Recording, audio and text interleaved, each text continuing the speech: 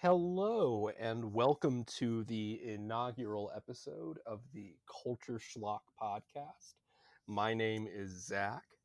And I am Danny, and we are the schlock from the title. We are the garbage people who are going to talk about the pop culture of our world, our lovely/terrifying world. Just what you needed, another podcast where two white people talk to you about pop culture. At least we're not talking about murder. True. We've got that genre beat, I suppose. A little bit about the two of us. We are two 20-somethings with jobs that aren't what we went into debt to do. But it's fine because now we get to talk about pop culture for fun, and we are huge dorks. Yep. We are pop culture fiends. And fun fact, last night when we were setting this up, Zach made a joke about the Funko company, and today it went out of business. So Yep. we're not only pop culture fans, we're pop culture murderers. Yeah, we're the biggest pop culture influencers of all time that our predictions from our warm-ups for these podcasts dictate the flow of pop culture as a whole. So that's the power that we have. So if you want to stay ahead of the curve, just stick with us, kid. Yeah. So we have lots of things we're going to want to talk about on this podcast. A lot of them are probably going to be really niche and only interesting to us. But today we're going to start with something everyone has seen, and it is commercials. Yes. Yay! Woo! We wanted to talk about this because everyone nowadays, most people have either had cable or grew up with it. But we're not here to sing the praises of really good and concise ads. We are here to break down the ads that really didn't want you thinking about them for more than 2 seconds. Exactly. Yeah, it's the ads nowadays, you get them mostly through like scrolling through social media feeds or even the YouTube ads when browsing on YouTube. But back in the day, they had to really work to hold your attention because it was just as easy as changing the channel. So some of these engaged in some really weird and bizarre marketing tactics. So those are the ones we're going to be examining and reflecting upon today. Yes, so we have broken them into categories of the weird parts of them that make them similar to each other, I guess. They're all weird, but in different ways. So our first category, I want to take you back in time. You, Zach, and you, whoever is listening. Whoa, I'm going back in time. Whoa! Now we are in the 80s. Whoa! But we are also in the 90s. Whoa! And simultaneously in the oddies. Oh, the oddies! I love it. We are in 3 decades of truly creative and brave ideas.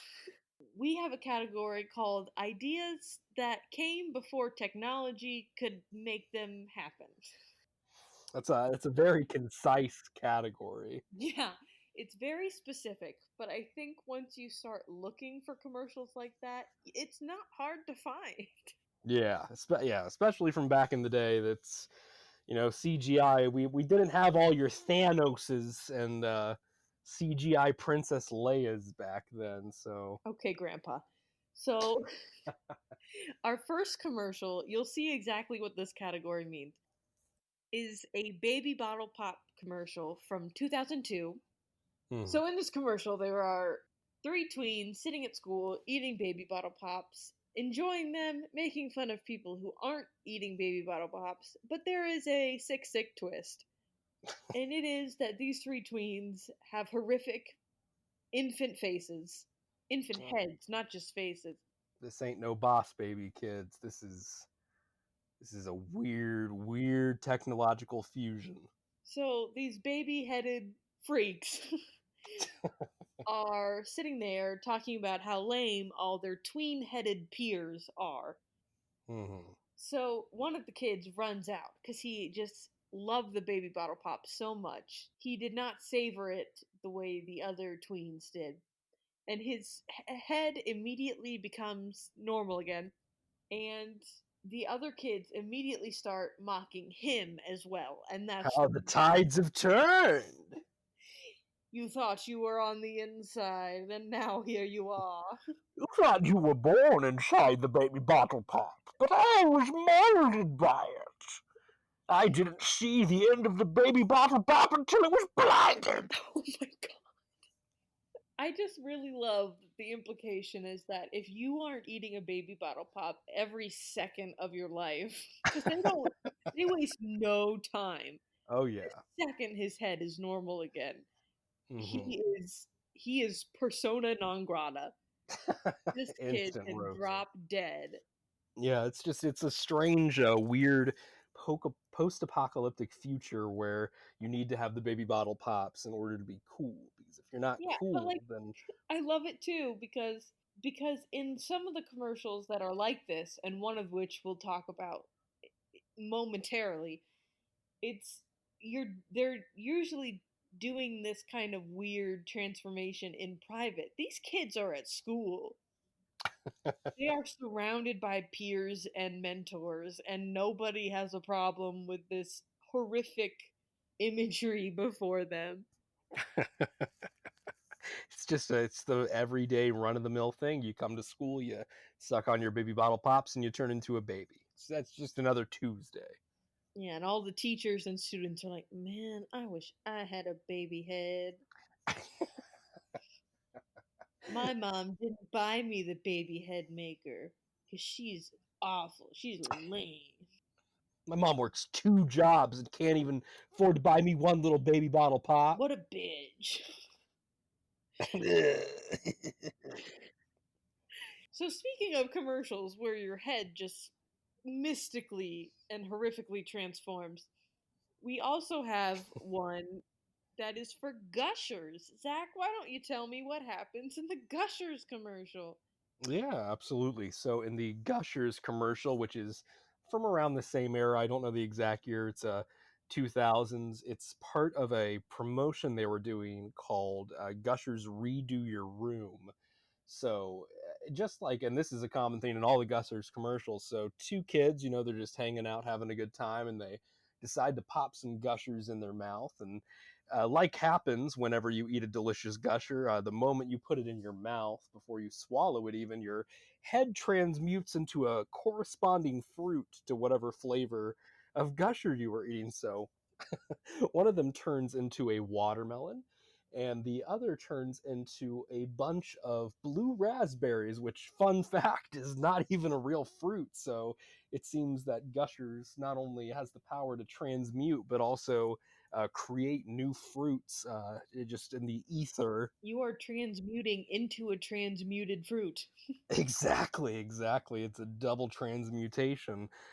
So once they are all fruited up, all gushed up, as the kids say in that universe, I suppose, All gushed up. all gushed up and ready to go, baby. Let me grab my skateboard. I'm all Hell gushed yeah, up. dude! Let's do some Christ airs over the quad.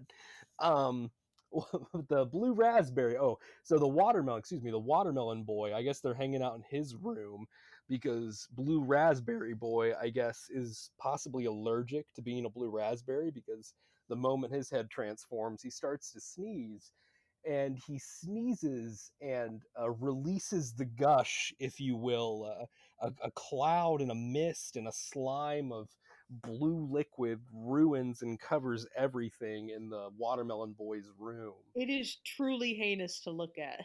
Oh yeah, it's very disturbing imagery, to put it mildly. But immediately after, the Gushers commercial reassures us that Watermelon Boy is okay because he found the lucky pack of Gushers that gives you $10,000, which, once again, we're talking like early 2000s, so that's like early 2000s, late 90s dollars. So with inflation, that's a pretty penny, and it shows how the watermelon headed boy's room redecorates into a beautiful, beautiful new early 2000s room, with a big, thick CRT TV and a brand spanking new N64 and all He's that gonna be on jazz. MTV in no time.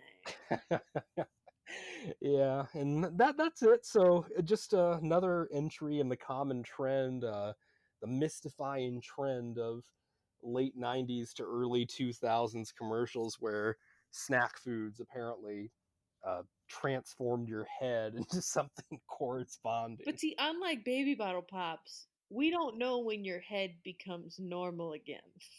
Oh, Because we see true. baby bottle pops, as soon as it's over, your head is back. And that's a good point because yeah, after the room redecoration, which I mean you got to assume took some time, they had to go out and buy the stuff and clean everything up.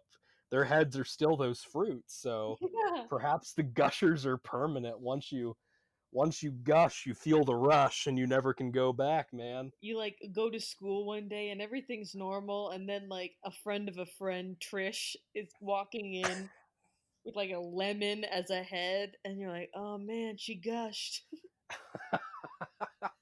She gushed, man. Oh no. Trish, she used to be so sweet, and now her head's a lemon, and that's the opposite of sweet. Doesn't she know the irreversible damage that this candy can do to your body? It's not candy, but Yeah, I mean, pretty much a freaking gusher. That's pretty much freaking gush. freaking gushers, man. Okay, our next commercial is also a wild ride. It's for honeycomb cereal. Zach, walk me through this commercial. Walk you through this one. Okay, so Honeycomb used to have a really freaky mascot. I don't know if anyone's familiar with him. I believe his name is just the Craver. He kind of looks like a hairball with legs and big bug eyes, and I guess he didn't do too well. He was kind of a staple of the '90s, but by the 2000s, he was gone. They took the Craver out back and gave him the old Yeller treatment, put two between No, the no, no. eyes. Don't you know they didn't take him out back and old Yeller him. They transmuted him Okay. into whatever that dog became in Son of the Mask. Oh no.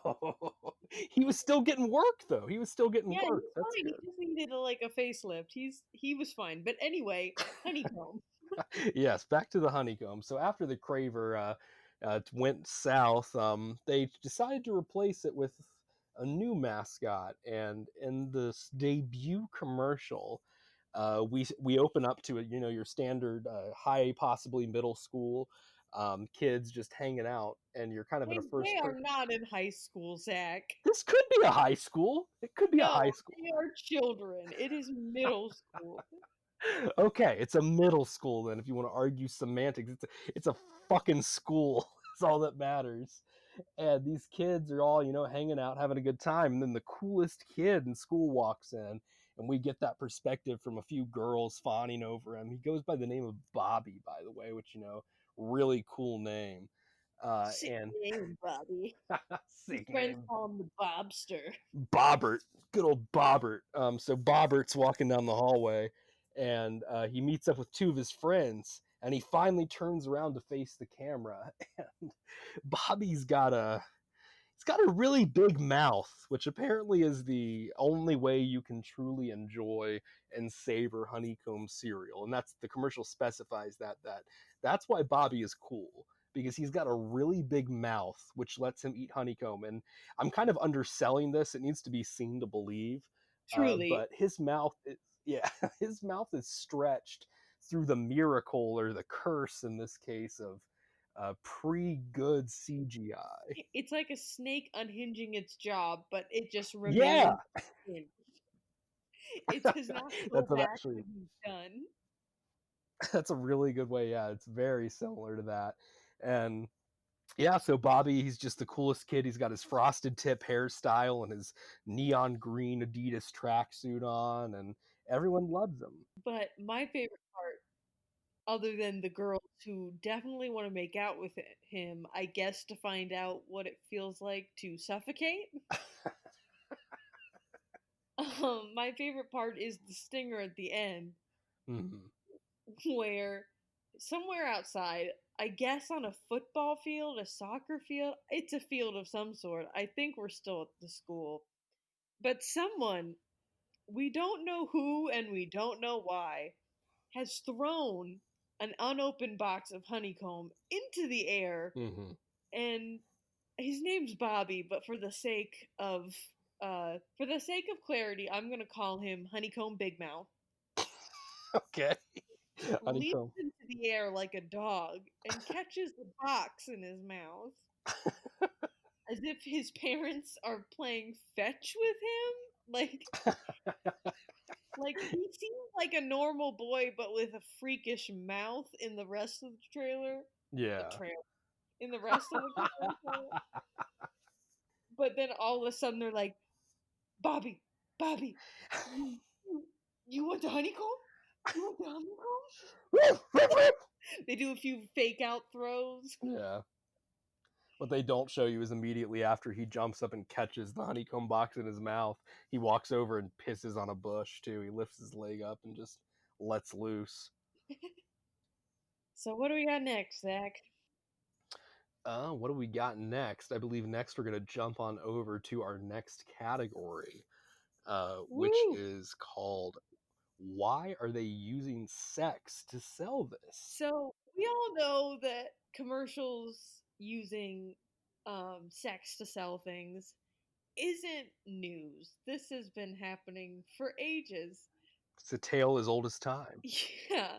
So it's more of a discussion of why are you selling this like Hmm. this?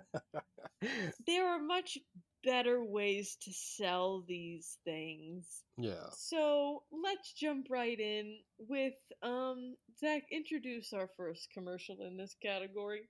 Our first commercial, alrighty.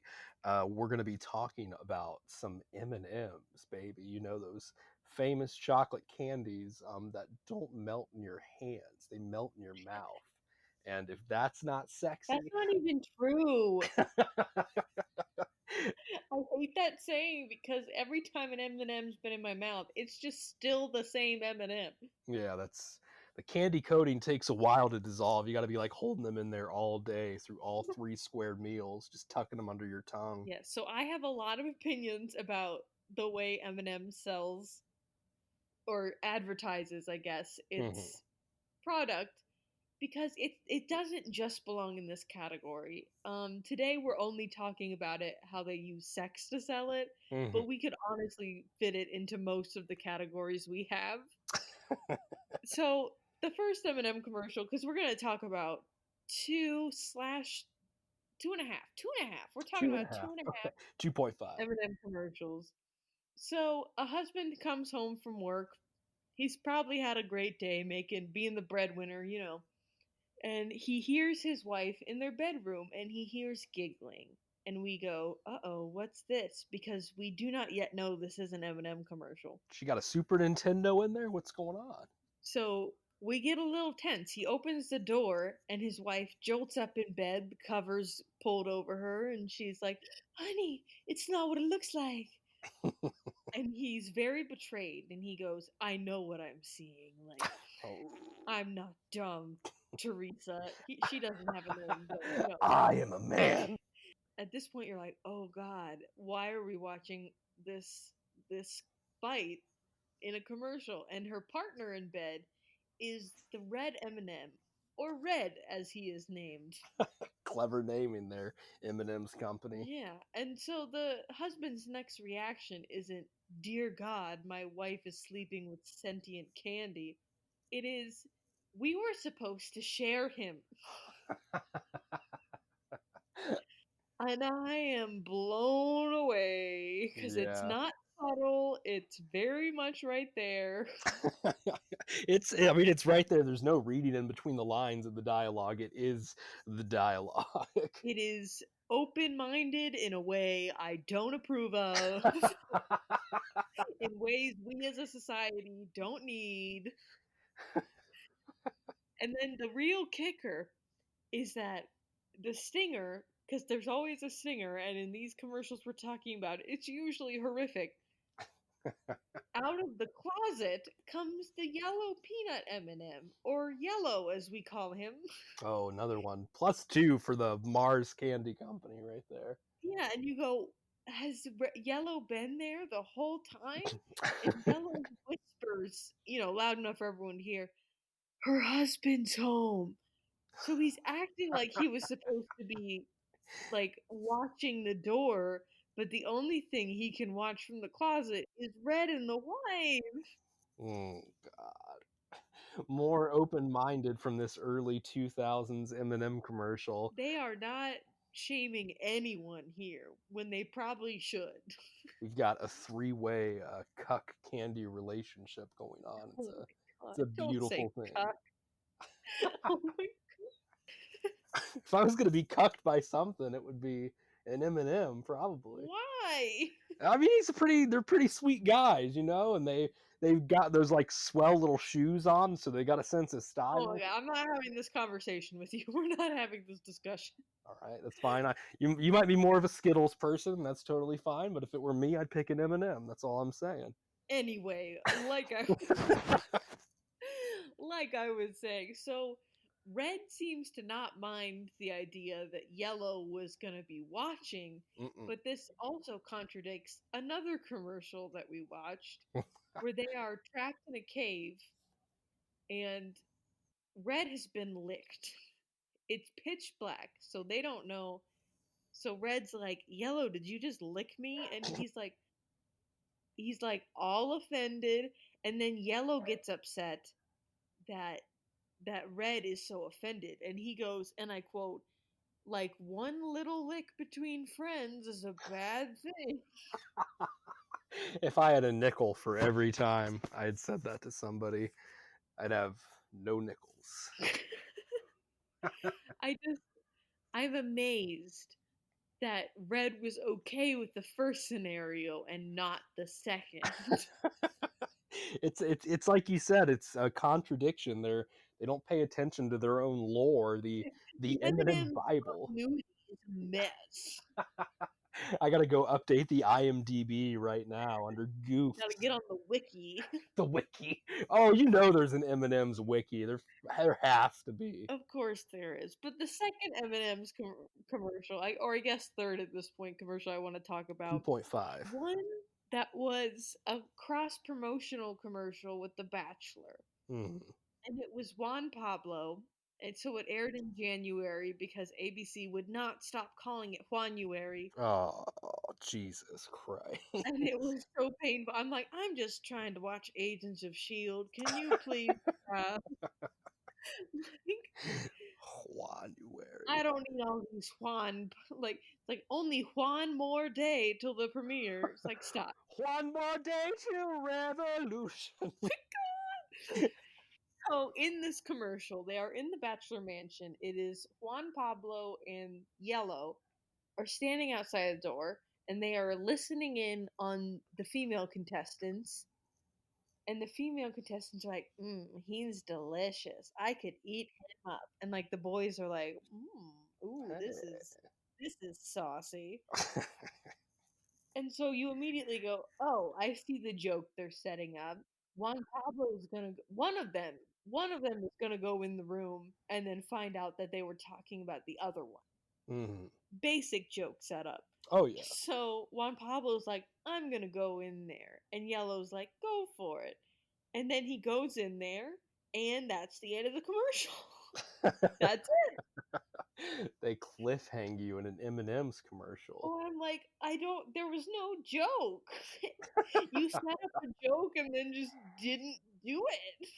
You see, the M&Ms, they're very subversive. They're truly the most Dadaist art form there is out Yeah, there.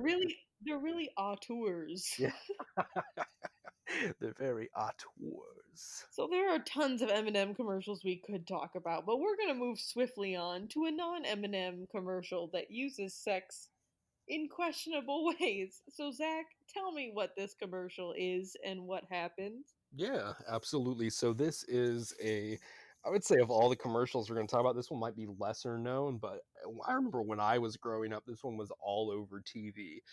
So this is a commercial for Di Serrano Amaretto Liqueur. And it starts off, like a standard alcohol commercial. There's just a whole bunch of people hanging out in a bar, and the bartender's pouring some drinks.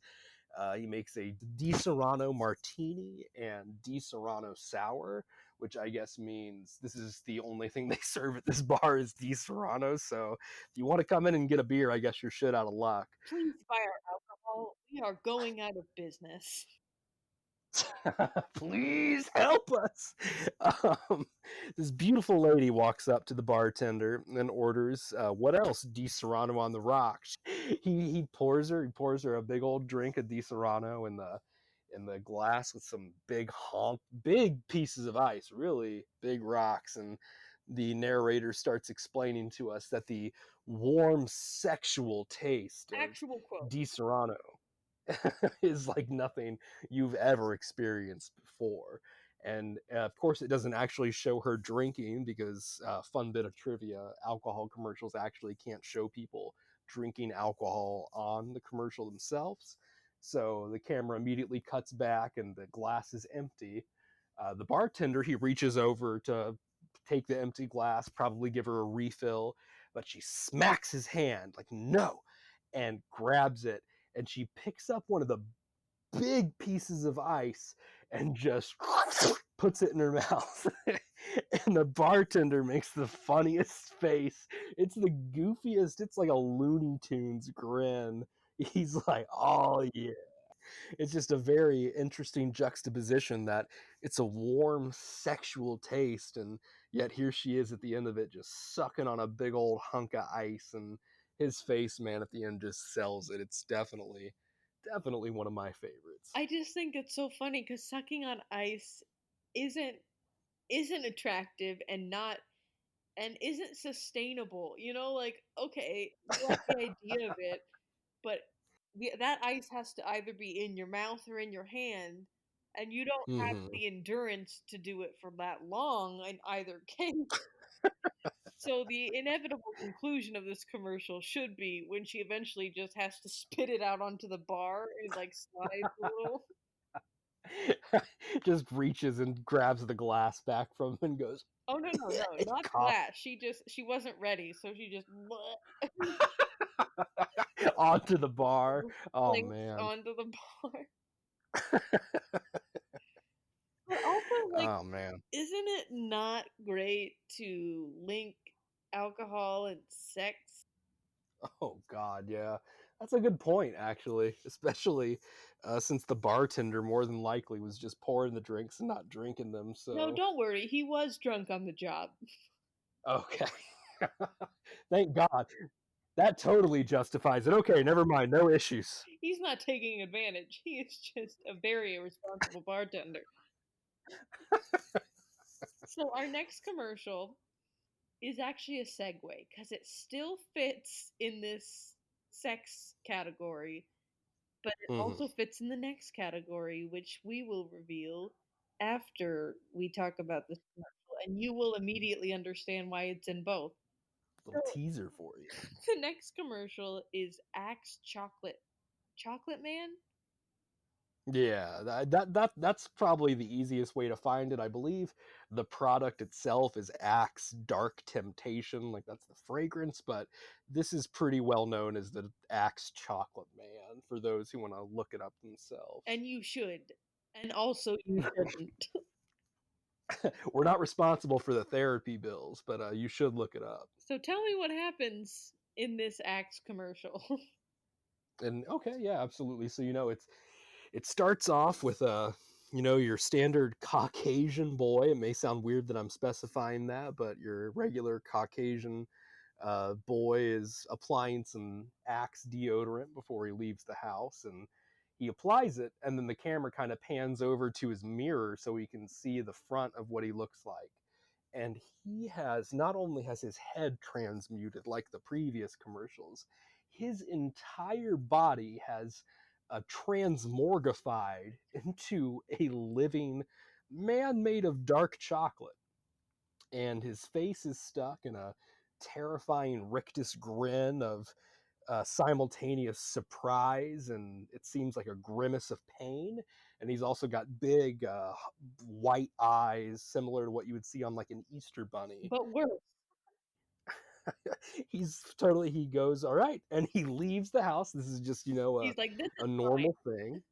Yeah, this is fine. This is fine. And it turns out he's right.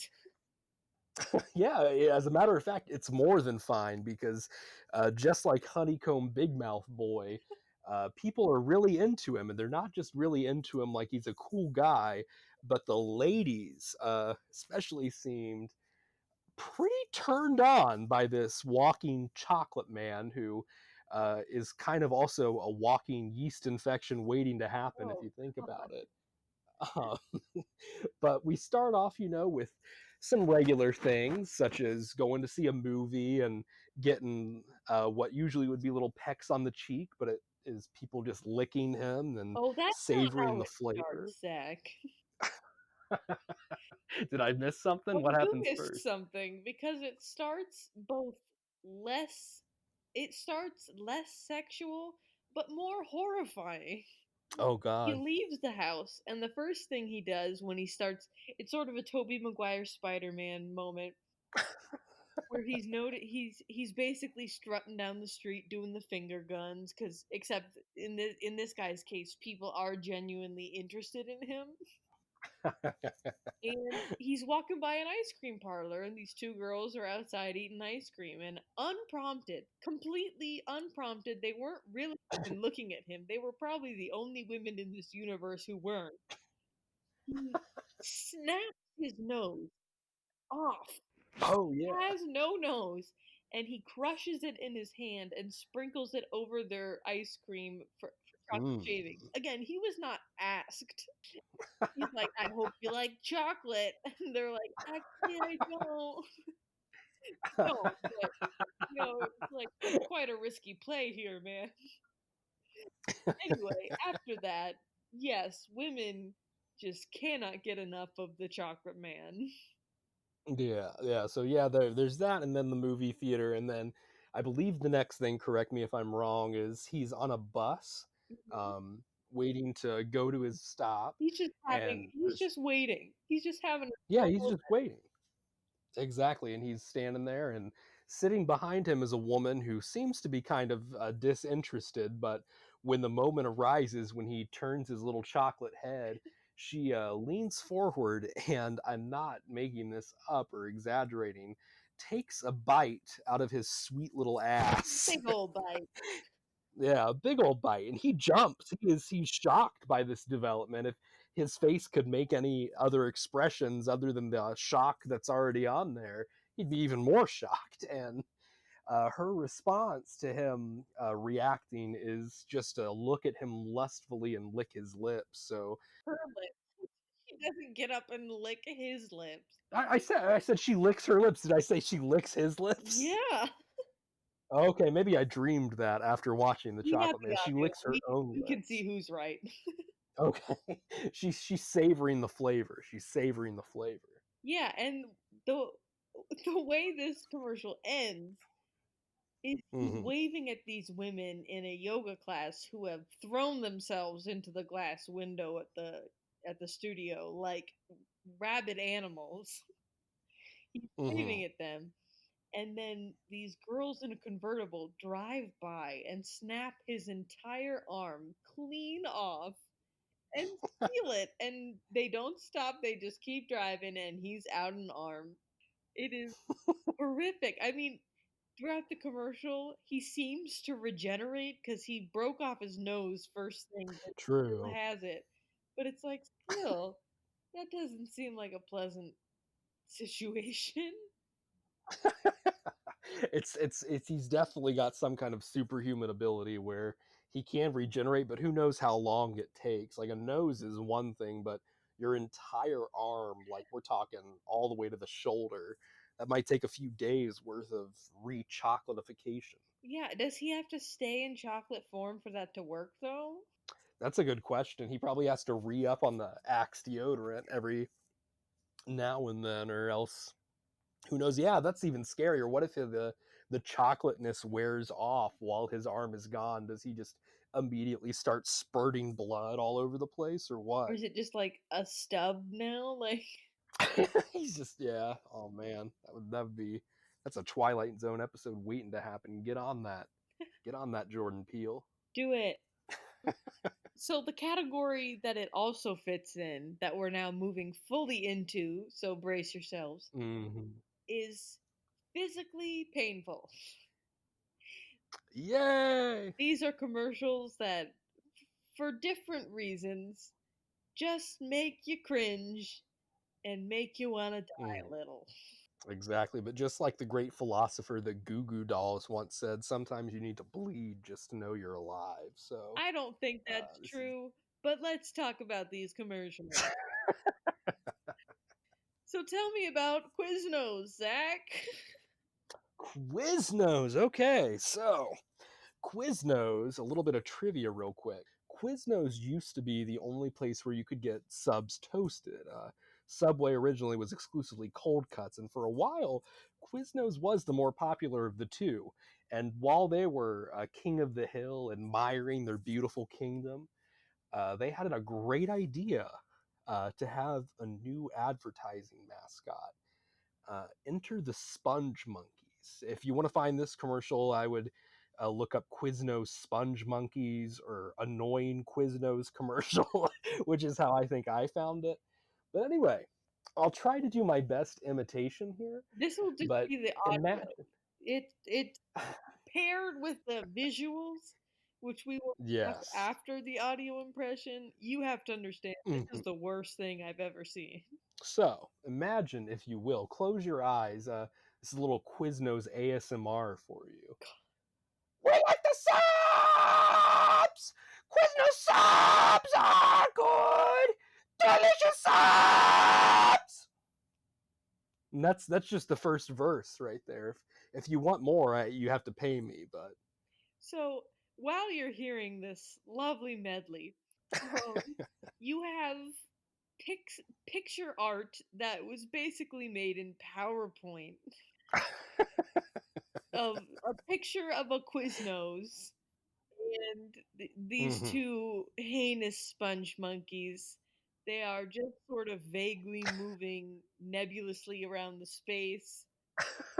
It's like click and drag. It's just like somebody was clicking on a clip art picture and moving it. I have literally made projects in middle school that looked better than this.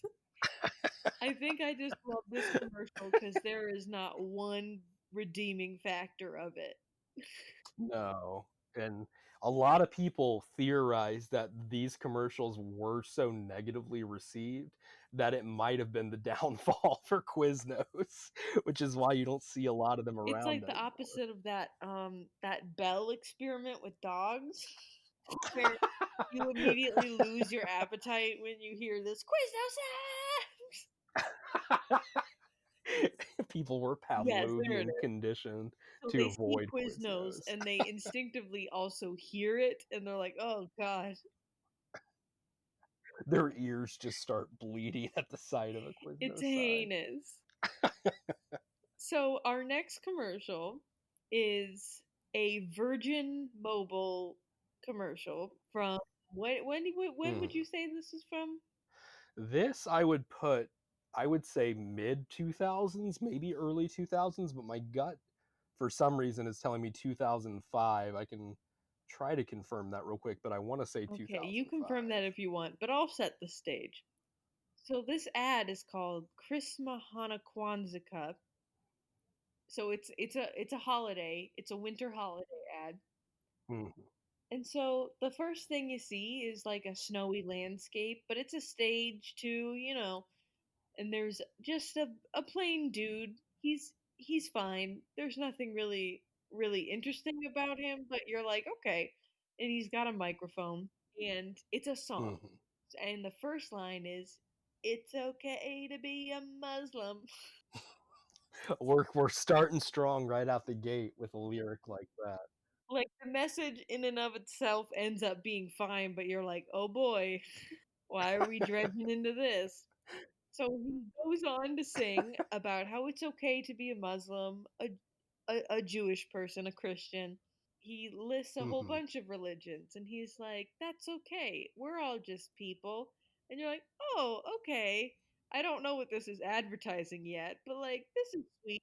We're all one Yeah. human race. And I think you have Yes. to describe the escalation of this commercial cuz I don't think I do it justice. Oh yeah, no, that's totally fine. I'll do my best. So yeah, we have the unremarkable man, and It's then we the have two unremarkable rabbis. man. I mean, he's got a pretty cool bucket hat, and his sweater vest is nice. I assume he's supposed to be, like the, I guess, quote unquote Christian standard. Yeah, but anyway, and then we cut to two rabbis in traditional, rabbi garb with the hats and everything, playing a piano with a Mhm. menorah on it. Uh, and then following that, we have, I don't know the proper term for it. I apologize, but it's like a Hindu priest. He's wearing a traditional Hindu headdress, but he's also wearing a Santa suit and holding a little triangle and playing it to the beat of the song, which is nice. And then next, to acknowledge the solstice, we have a wizard. Like I guess that's one way to include the pagans. Yeah, and he's got glowing green eyes. It doesn't even look like a real human. It might be an animatronic. It's like from a not very farm ride. They went all out on this one. And then following our pagan animatronic friend, we have a caveman, which I guess represents, I would say, the time before religion, like before religion was a thing. Me personally, I think they were just wanting to hop on the Geico bandwagon when they were having their big caveman. So easy, a caveman can do it. It's so easy. A caveman could do it, but it's like, yeah, but having a phone isn't that complicated. Insurance is, so that makes sense for insurance. But anyway, And then in the background, so those are the main focus people, the featured guests that get lines. Oh no, we're not done, because in the background we also have a Buddhist monk playing the stand-up bass, a guy wearing some Kwanzaa clothes playing a trumpet, and then holding a French horn and sitting on the end of the rabbi's piano is a tiny, tiny little elf man. And Danny, I believe you can do him justice he's better my than I favorite part of the whole commercial. So the rabbis playing the piano are like, there's no commitment because that's what phone companies love to brag about, that you don't get locked into a can. Yeah. contract. And so they're like, "Oh, there's no Hmm. commitment." And then they pan to this little teeny tiny elf, and he's like, "Which means I can enjoy both ways." And you're like, Oh! "Hey, bisexual representation in the audience, yo!" He disappears. He's never heard from again. And also that he's also that somehow they manage in 2 seconds to still use the trope that bisexual people aren't faithful because they're like, no commitment. Sign me. Oh. I can sleep with whoever I want. But what I also love in this commercial is, oh, we didn't mention there's a random young woman, a random young pretty lady in Oh a yeah.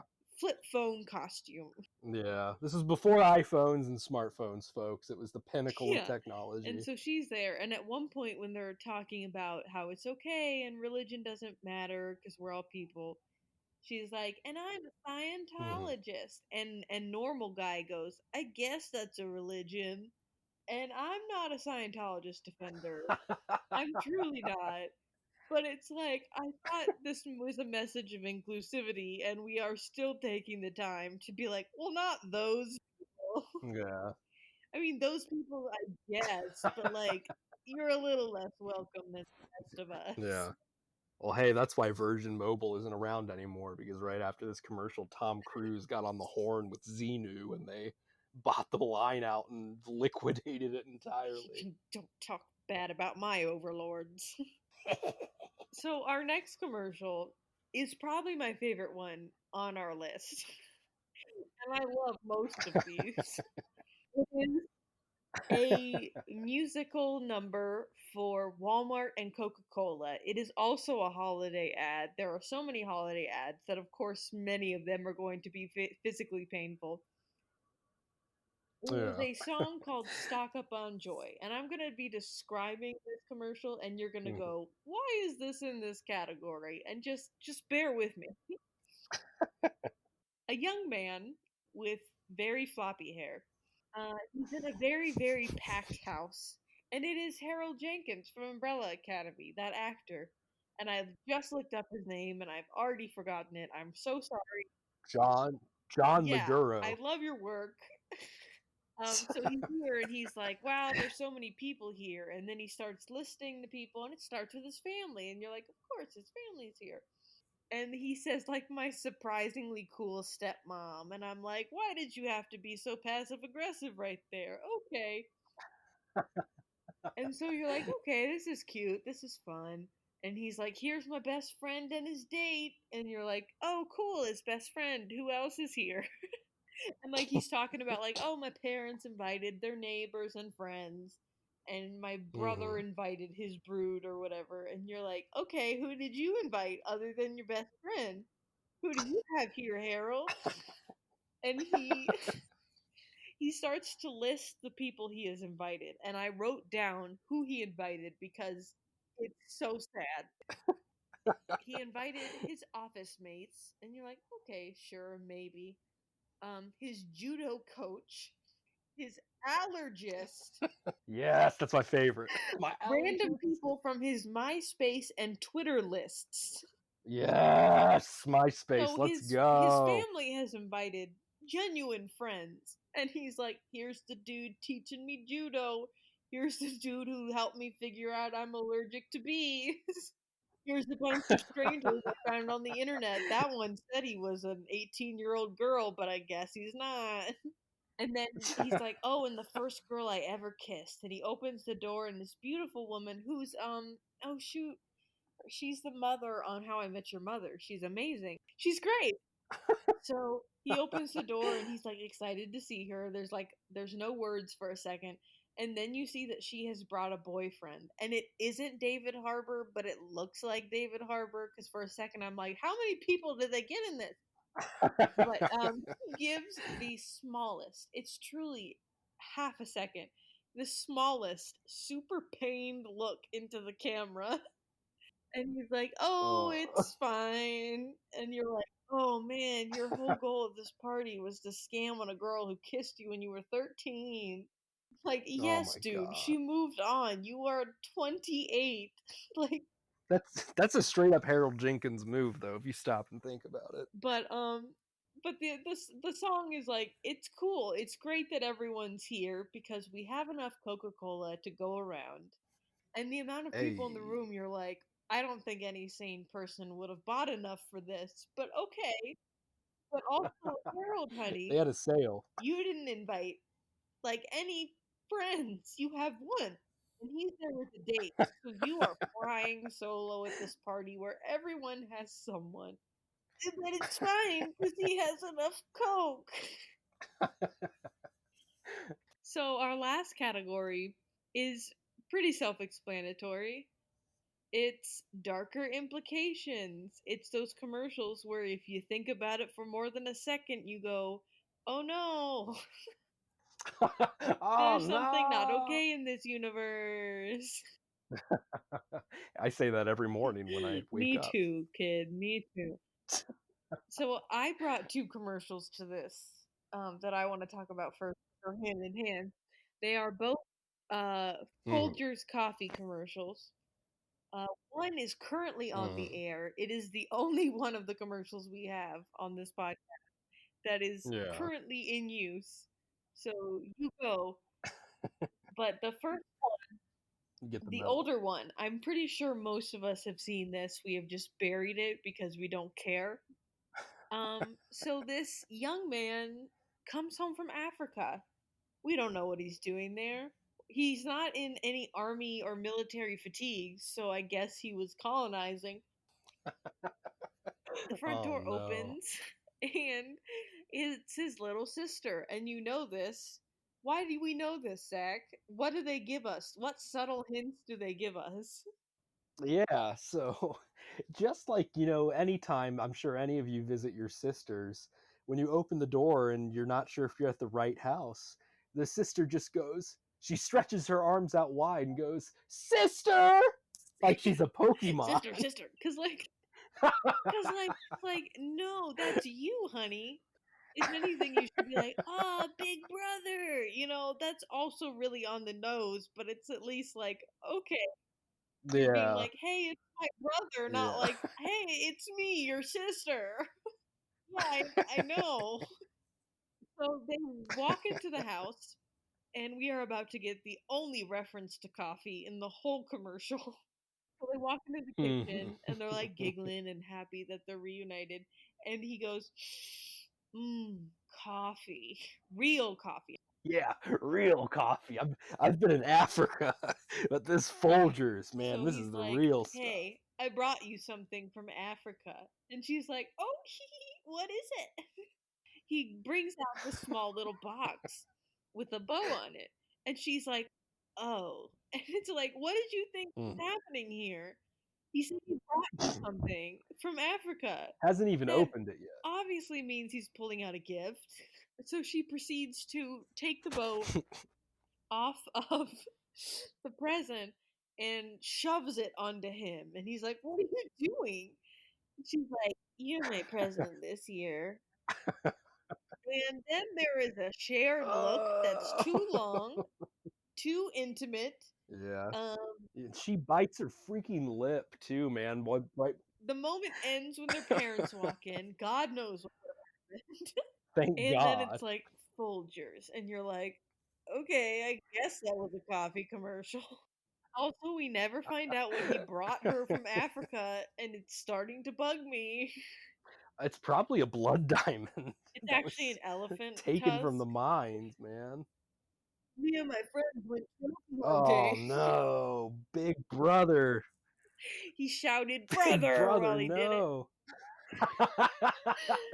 Um, but the other Maxwell commercial, the one that's currently on, it's a musical. So this young woman, she walks into the bathroom. She's in a robe. The shower is running, and she goes to open the shower curtain, and she's got a mischievous look on her face. So you're like, she's trying to pull something slick with her husband here. Uh, she opens the curtain. It is her Oh, father-in-law, Steve. We are told. We are told his name. We know no one else is there. So, and they're both pretty mortified because yeah, that's a horrific situation to be in. And so the Folgers chorus, these people dressed all in red run into the room with a cup of coffee and assure her that it's okay because the best part of waking up is Folgers in your cup. And you're like, okay, how does this help that I just yeah, saw my but also, father-in-law's dick? so it ends with when they're like, with Folgers in your cup, and like the chorus and the woman are gazing contented into the camera, but where the camera is positioned is where her naked father-in-law is, and you're like, look away, man. Like that is the easiest way to solve this situation in the moment. Just stop. Please, we don't see him ever pull the curtain back to cover himself. The last we saw, he's just staring, frozen, mortified. And you're like, what are you doing, girl? Stop. No, It was awful. And it's, ugh. it sticks with you. It's an image that sticks with you, just like I'm sure it stuck with So, her. what are we looking at next, Zach? What are we looking at next? So next is another one in the same category of darker implications, and this is another. It's not one that's currently running, but it is a newer commercial. This one is from 2012, and it's for ragu sauce. Oh, this from And 2012? it's called, yes, this is from 2012. This is a newer one.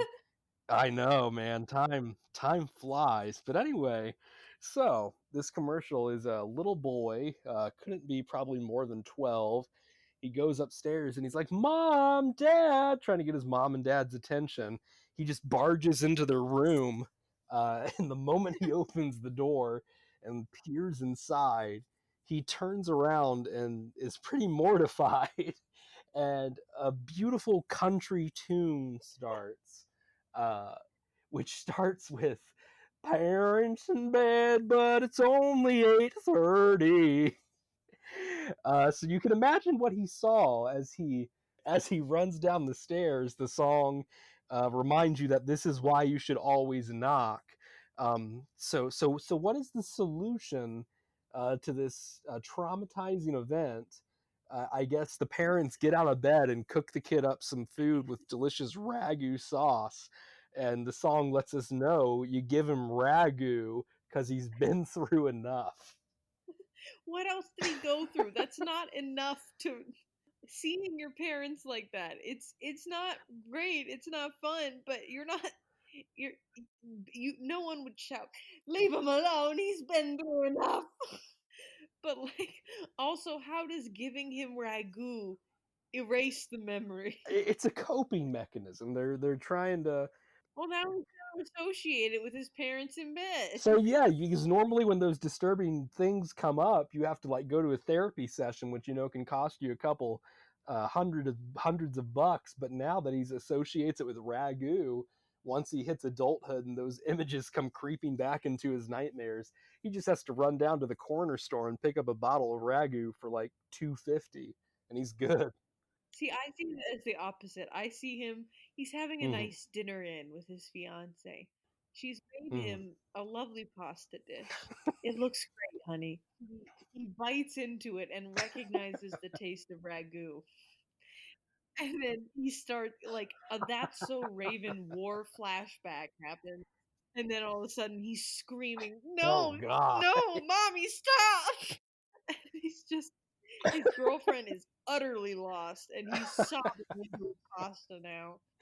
Oh man, either one is a great image, and I adore both of that. And I Great image is perhaps the wrong term, but our next commercial is a cereal commercial, and honestly, we could do a whole episode mhm. just on cereal commercials. These mascots Yes. are weird. All of them, not a single one is free of oddities. We're here to talk about the one who's in the Navy, and if you can't hear me do it, those are air quotes. So these two kids, a boy and a girl, brother, sister, they are at the store with their mom in the most Mhm. disorganized aisle I've ever seen. And mom's getting gross, healthy stuff. Yuck. And the kids are like, ugh, we need chocolate. And they turn around, and on the other side of this aisle is the candy. But then the boy's like, stupid sister, we need chocolate donuts. And you're like, okay, I mean, that doesn't make it wrong, but you're specifying. Okay. And so they both look to what is still in this aisle where the cereals are, and all of the Cap'n Crunch chocolate Ugh. donut cereal is gone. There's none of it. So they are super sad, and then they're walking away, and then as Cap'n Crunch does, he just explodes into the building, Yeah. thousands of dollars of Hmm. property damage every time. And he's like, "Oh, come with me, kids!" And he pulls out his horrible magic spyglass and crunchitizes the kid. The mother does not seem pleased. I don't blame her. And then the kids are on what, Yeah. Crunch Island or whatever, or just on his ship elsewhere. They have Yeah, somehow they're on teleported. a racetrack actually. So yeah, it's probably somewhere on Crunch Island.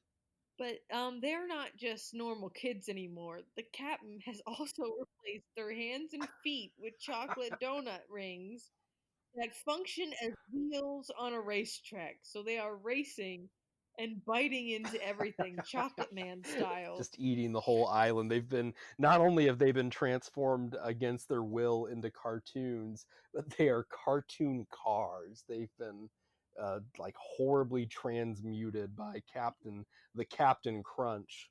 So they also there's this shot near the end where I think they're trying to eat it, but I can't remember how that would be possible because again, They're just they biting. don't have They're going at it like a hands. horse.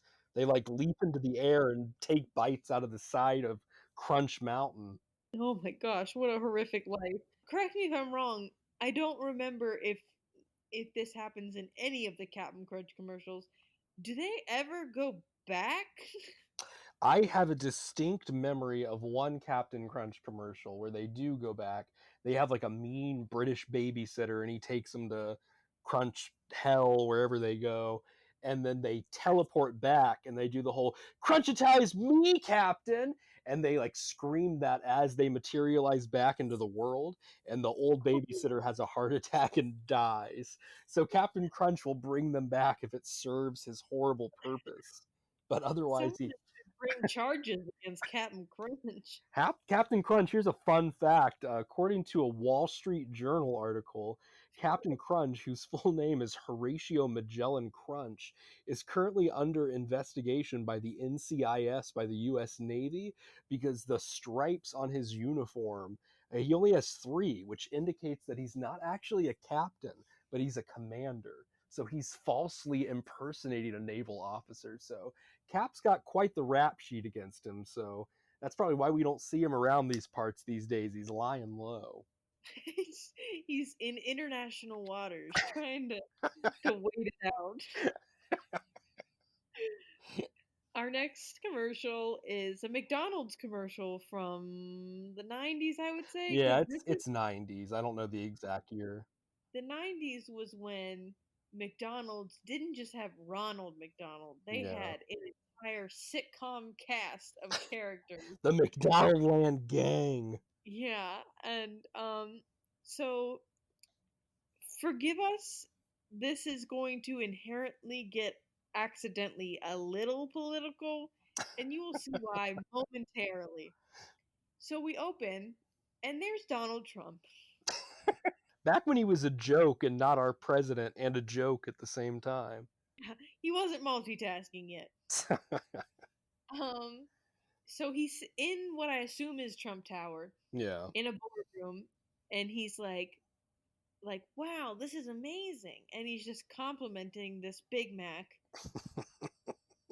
to someone we don't see yet. And he's like, how did you do it? And then we pan over, and there's Grimace, and Grimace just kind of blinks and doesn't seem to have any opinion about the tirade of compliments he just got. But and then they're like, let's make a deal, and that's the Uh, commercial. And it's like, I love this commercial for so many reasons. Because the first thing you think, oh, Donald Trump in a meeting behind closed doors. Oh yeah. no. Hmm. But then you're like, oh no, he's actually being really nice and respectful to Grimace of all people. Yeah. So he's Grimace is fine. My favorite part, my favorite part is the stinger at the end because it shows whatever the deal is, like 2 for $5 Big Macs, whatever the hell the promotion was. But then it cuts back and it's Grimace and Donald Trump staring out the window of Trump Tower, and Donald Trump does the slick move where he reaches his arm and puts it around Grimace, and he goes, "Together, Grimace, we can own this town." See, my favorite part is when he's like, how did you do it? And you're like, do you think Grimace makes the burgers? There's a Grimace at every McDonald's location. He's not a fry cook. He's just a purple monster. Like, That's what it says on his name tag. That's his official job description. He's a purple monster. but also like, why'd you call Grimace? He's probably the least intelligent member of the McDonald's canon. Like, He was the only one who could fall for Trump's bullshit, probably. That's why he was. yeah, Ronald McDonald Yeah. was like, I'm just really busy. He didn't call Birdie, let's be honest. Yeah. Bertie didn't pick up the phone. She knew who was calling. Well, he probably sent her. Well, no, it is the '90s, but let's just pretend he probably sent her some texts, and he went, "Nope, not going near that." Left him on red. But I'm surprised he didn't ask the Hamburglar to just steal the McDonald's formula and then make like Trump burgers or something. Didn't he make Trump burgers, or is it just steaks? There might be burgers. I just know of steaks personally, but there could be Trump burgers. Trump burgers sounds like a STD or something that I just don't even want to touch. Oh, thanks for that image. Trump burger. You're welcome. You're welcome. So our second to last, yes, we are nearing the end, is a Starburst commercial, and it's horrifying. But let me set the stage. So we see these three people. we don't really know if they're friends or not. They just seem to be walking together. Yeah. There is a whistle happy mellow song going on behind them. Hmm. And you're like, "Oh, cool, chill." And they seem to hear it. Not everyone else does, but they seem to hear it and they're kind of walking and jamming to the beat. And you're like, "Oh, sick." And then um out of nowhere we cut to a beach. I'm like, okay. And this lifeguard is like blowing his whistle, and we don't hear him, but he's clearly like yelling and pointing very bombastically at the water. There's a massive shark fin that is popping out of the water, and like, people on the beach start running, and this happy whistle tune is still going. And you're like, oh God, what? And then we cut back to our happy go lucky three jammers. They're walking on a crosswalk, and then behind them is a horrific car wreck. Cars are flying in the air. There's fire. It's truly like some Fast and Furious shit. Like it's like not a regular car wreck at It all. is the Avengers in New York. It is some destruction. And this guy who's not jamming looks concerned. He doesn't look as concerned as you should be when something this insane is happening. But no, he's like, "Oh man, what?" And so one of the dudes, the jammers, they offer him a starburst. And Hmm. for a second he's like, "What?" Cuz he, like us, fails to see how this is going to help anything. Hmm. But he eats the starburst and becomes one of the jammers, suddenly seeming to forget the The gravity. traumatic Yeah. he just watched. And it seems like they're brainwashed into forgetting that horrible things are happening. This is like, Yeah. I'm trying to think of a horror movie like that, like Little Shop of Horrors. Yeah, I could see that. Like Little Shop or what's the one movie? Invasion of the Body Snatchers where they get replaced. Well, that's they get replaced with like clones, but yeah, it just seems that when the moment you put that starburst into your mouth, it's like a Pied Piper. You're like just along for the ride, walking to the beat with this kind of indie rock whistle music playing in the background, and you can't Yeah, you can't resist it. you can't. Oh man, what a sound. Happy Halloween! Blah! God, you're horrifying. Oh man. All right, so that was the penultimate. Yeah, we're wrapping it up with a good one here. If you don't know us, we are big superhero dweebs. Yes. If you do, you're like, yeah, you think? If you do know us, you probably didn't even click on this podcast, to be honest. But the last commercial is one of the Got Milk commercials. I don't know if they still make these commercials in general, but I I don't think remember a they ton. do, sadly. I love Got Milk. So Zach, tell me what happens in this Got Milk commercial. So yeah, in this Got Milk commercial, it's very different from a lot of the other ones. It starts off with a shot of a milkman, and he's not like drinking the milk or wanting the milk, but he's delivering the milk to a spooky looking mansion. And as he steps on the doorstep and he's about to put the bottles down, a trap door opens up and he falls a tremendous distance, which you think would either damage the bottles or damage him, but he lands safely in a chair, and he's being observed. Like it almost looks like a job interview, but the people interviewing him are some of Marvel's superheroes, including Spider-Man, Captain America, the Incredible Hulk, Iron Man is there, and he looks really funny. In case you didn't know, Iron Man wasn't always cool. He used to be a character not a lot of people gave a shit about. He looks like he's made of plastic. It's really funny. And then Scarlet Witch is there too, which is a really interesting pull because Yeah, because like most of these characters outside of like Hulk and Spider-Man, no one cared about at this point in time.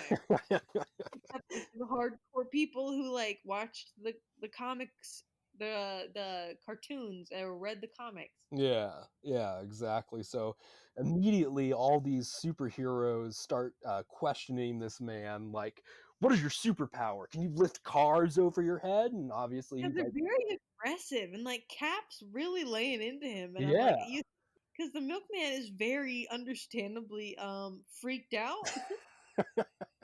And as he gives the answers, like, no, I don't have superpowers, like they like get like annoyed, like Scarlet Witch crosses her arms and rolls her eyes, and the Hulk like looks pissed, like he looks super mad. And then finally, I can't remember who it is, but somebody goes, "Well, what can you do?" And he lifts up his mighty milk bottles and slams them on the table, and he goes, "I give people milk, which is good for your health and strong bones with lots of Yeah, he's like, I calcium." fight weak bones. And he also mentions the here's the zinger. He mentions he's got chocolate milk too. No, but I love that he says he fights weak bones because it sounds like he beats up kids who don't drink the milk he gives them. He drives around in his milk truck with a big stick. It's like, here's your milk, kid. Oh, thanks. And it's like, you gonna drink it? I'm like, probably not now. And he just He's wails on just like, I think you're gonna drink it. him. That wasn't a request. And then he starts just wailing on him and he like breaks bones and he's like, if you drank your milk, they wouldn't break. Dude, I want an edit now of that new the Batman trailer where the one thug, Robert Pattinson, beats the shit out of him. I want to superimpose the milkman onto Batman and change the thug to a little kid. I just love it because this is a horrible recruitment method. Is this how all of them were welcomed into the fold? Is this how they found the Hulk? Yeah. They dropped the Hulk down that trap door and we're like, oh man, we struck gold. Look at this big green thing. Actually, he didn't fall through. They actually had to like jaws of life that those pipes because he was in Hulk form. Cap just stood up top with a big plunger and was just going to town all day. But like, does that mean like they hire service workers to come to this house so they can drop him down and demand they sacrifice their life? Yeah, obviously, what you don't see is that you see all the chairs that people are sitting in, but you also don't see there's probably empty chairs around that table. One says garbage man, one says mailman, One says plumber, plumber. pizza guy. Oh, dude, pizza guy would be cool. Would he? Yeah, imagine you're like robbing a bank and all of a sudden you get smacked in the back of the head with a hot slice. That would piss me off. I wouldn't want to rob a bank after that. Would it achieve anything other than irritation? Yeah, I'd be pissed. He'd get cheese and sauce all over my mask I was wearing while I was robbing the bank. So you take it home and wash it. Exactly. And think about your life while you're doing it, and you'll probably never rob another bank again. Sure, honey. Um, so that just about wraps up our conversation for the day. We've gone through all the commercials we brought. Hmm. Um, Thank you for making it this far. If you did, I Yeah. don't judge anyone who didn't. Um, so we have lots of other ideas. We are willing to revisit commercials because Lord knows there's plenty. Yeah, But for we have sure. other topics we want to discuss: movies, TV shows, video games, all of it. Yeah. But today we had a blast talking about commercials. For sure. Yeah, and like I said, a lot of these are really easy to find. Like we tried to like how Danny, like for example, like the Coke, it's called Stock Up on Joy. So if you're interested or never seen any of these, they're all really easy to find on YouTube. So definitely check some of them out. It really is a blast from the past to look at how weird and crazy advertising was. And that's kind of why we wanted to do this, just to kind of reflect and lambast on some choice nostalgia. Yeah. We want to thank everyone who decided to listen in. This is Yes. our first time doing this, and we really appreciate you taking the time out of your day to listen to us talk about really unimportant things. Yeah. We had fun. We Oh, yeah. hope you did, but that's okay if you didn't.